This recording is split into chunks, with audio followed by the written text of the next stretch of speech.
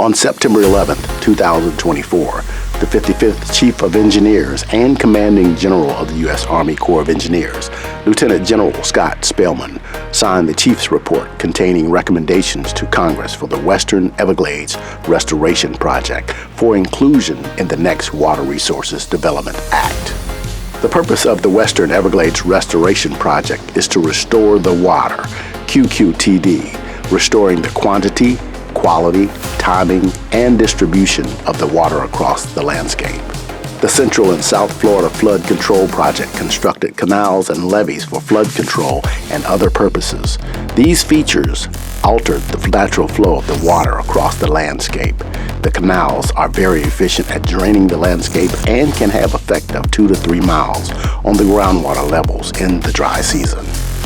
These flood control features drained and redirected water flow away from many wetlands in the Western Everglades area, including portions of the reservations of the Seminole Tribe of Florida, Mississauga Tribe of Indians, the Water Conservation Area 3A, the Big Cypress National Preserve, and the Everglades National Park.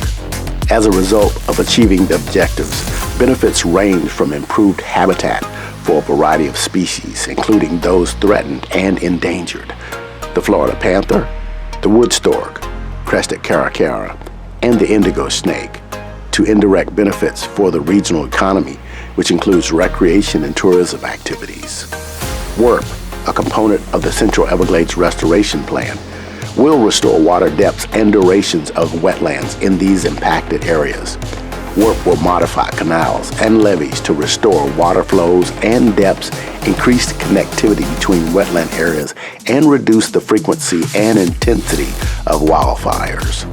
The plan is supported by our sponsor, the South Florida Water Management District, the Seminole Tribe of Florida, the Mississauga Tribe of Indians, Everglades National Park, and many non-governmental organizations.